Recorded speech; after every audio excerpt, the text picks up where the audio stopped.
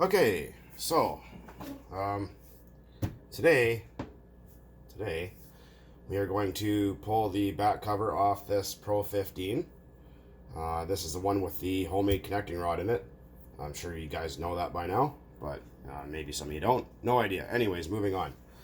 So yesterday was a wicked day, and I actually ran most of a quart, whatever, like a 1 liter bottle of fuel through this, 0% nitro. The first tank was really cold. It was actually pretty cold yesterday, so the first tank was just, I think, Sidewinder of some description. I can't remember what exactly the mixture was.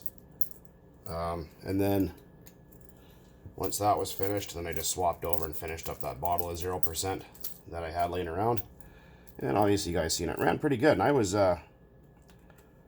going pretty damn close to full throttle. I actually was going full throttle most of the time across that field, and not a problem. I thought, man, I don't know how long this thing's going to last for, but it hung in there. So I've had people ask me, well, what's the connecting rod look like? Is it all egg-shaped now? I have no idea. So we're doing this together. Take yourself a knife when you're removing pull starters and slip it down in there, and then when you take it off, that way your spool, your little guy in there, little plastic piece, doesn't go twang and fly out and your spring goes all over the place, because that really friggin' sucks when that happens. Yeah, it's pretty annoying. Right. Oh, I should grab some brake clean while I was outside. Shoot. It's not a big deal. I can grab that after. A lot of people asking, well, why didn't you put bushings in? Do I look like a machine shop? Am I going to put bushings in the next one when I upgrade my tooling? Sure, why not? If I can find a piece of bronze for cheap enough. Shit, I was looking on the internet last night, and for a little piece of round stock bronze that's, you know, maybe, say 6 inches by half an inch, you know, they wanted fucking $40 for that. I thought, wow, that's ridiculous. It's an awful lot of money for a little piece of metal. So we'll see what happens. I'll keep my eye out. And I do want to do a 3.3 rod with bronze bush. Well, one without and one with, just because. Let's see, what have we got in there? That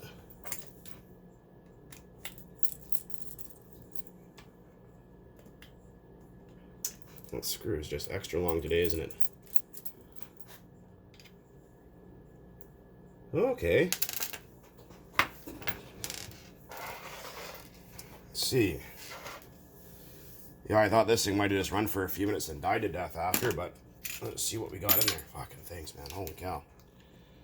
Alright. Let's get that out of there. You guys can see, there's the rod. I'm going to push it up towards TDC and see if there's any slop in there that I can see. This motor's got a lot of compression still, which is really good. Let's see, sometimes, well, it might be too bright for you guys, but let's see, if you watch the rod itself and watch the crank pin, if there was slop, you'd see the crank move before the rod. And there isn't any visible slop that I can see. Huh. Friggin' rad. Well, that's a great success. Great success. Terrificans. Okay, well, what I'm going to do is I'm just going to bring this guy outside really quick, and I'm just going to hose this guy out with some brake parts cleaner, and just going to wash this guy up because it's kind of grimy, and wash off my one-way bearing too because it's all full of grime and oil. So I will be back momentarily. Alright, we're back again. Okay, anyway, so just about stabbed myself in the hand. Don't ever do that, it hurts sometimes. Okay, so what we just finished doing, I mean, we flushed out the back of the engine. I just wanted to see if there's any kind of discoloration or aluminum chips in there or anything came out that was funny looking, and there wasn't, so that's a good sign. A lot of people went, oh, that thing's not going to last more than 5 minutes. Well, it lasted a hell of a lot more than 5 minutes. And so far I think I got, I want to say, I believe I had 10 tanks. 10 tanks from start to finish yesterday. And that was just me just fucking around, right? Just out there giving her, so. Yeah, let's see here again.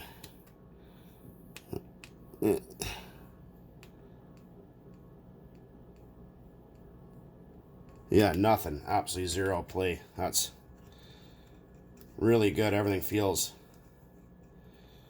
Oh, make sure you guys can see what I'm doing here. Everything feels absolutely silky smooth. Perfect. Excellent. Terrificins. Yeah, so I mean, this has turned out to be a pretty fun project, I think. So, I mean, I guess if you have access to a little mill and lathe or whatever, I mean, you know, and you wanted to take the time and kind of lay out a rod and try it out for yourself on a, you know, an old engine just for shits and giggles, I mean, why not, right? So, no one's saying you can't. Well, there's a lot of people that said I couldn't, but I did it anyways, just to prove them wrong, to make them shut up about it. Let's try and try out some extra brake clean that's in there. This engine has run on brake clean before. Excuse me, not well, mind you, but it did run on it. I don't suggest doing that, but yeah, just leave that one to me. So what we're gonna do, we just take this as a Klotz caster oil and put some down that rear bearing. Oops, so you guys can see here. Fucking just foaming the ceiling here or what? Pay attention, dumbass. There we go. And then, just so, because we did wash the engine out, you always want to make sure you re-oil it before you run it again. Because, and some up in that top pin, you don't need to flood it out, but just a little bit in there, just to kind of help things not be dry. Because that's the last thing you want is like dried out engine parts. Yeah, so there it is. You can obviously tell that rod is definitely handmade. And I do have a factory rod here. Nice and machined. Yeah, so this is just like I said, I've had people ask, well, what's that red oil you're using all the time? Well, specifically, the red oil, there's two different ones that I use. Like I said, be careful. You don't want to put too much in there, but you want to put enough in there just to make sure that things are kind of oiled up. People ask all the time, what are those two red oils?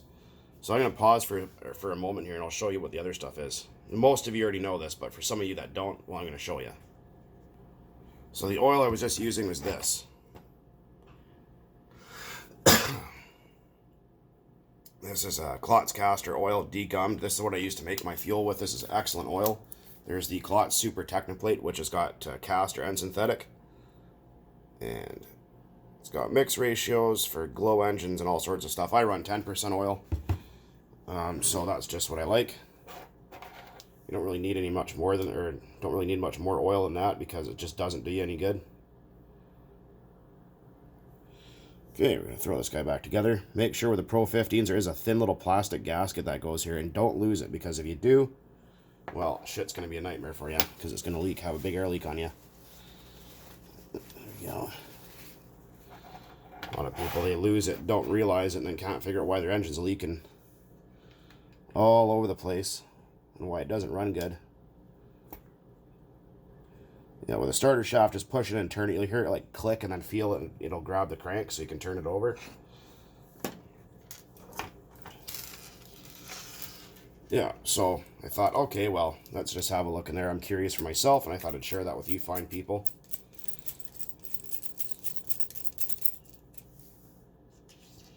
There'll be another video coming up here in a few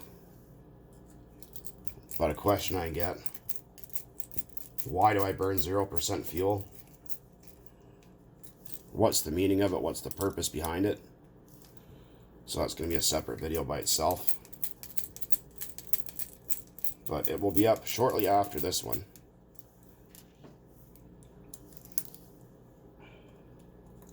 Most of you already know my reason, but for those of you that are new to the group,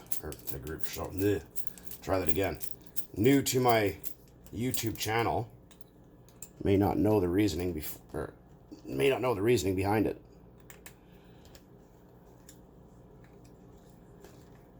When you're tightening stuff up, go in crisscross pattern.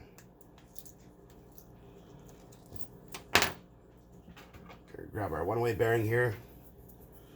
And, oh yeah, so the other oil here, that's what I forgot to mention. Kind of got sidetracked. This is not after-on oil in here. This is just a mixture of like regular transmission fluid and 10W30 or 5W30 synthetic, sorry.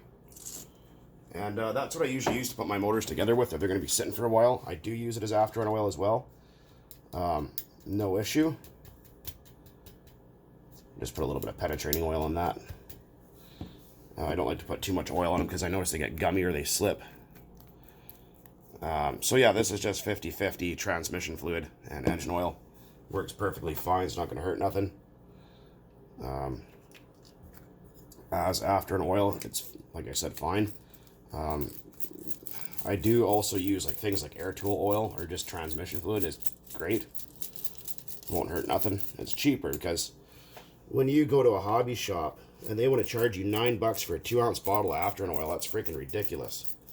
So you can make your own or buy it. Air tool oil is great stuff because it controls moisture with steel parts, because air compressors make a lot of moisture. When you heat air, it gets damp. So that works for that. Transmission fluid again is awesome. And you can save a lot of money. As well as air filter oil. Don't buy your air filter oil at the hobby shop, guys. It's a waste of money. Again, a 2-ounce bottle is like $8.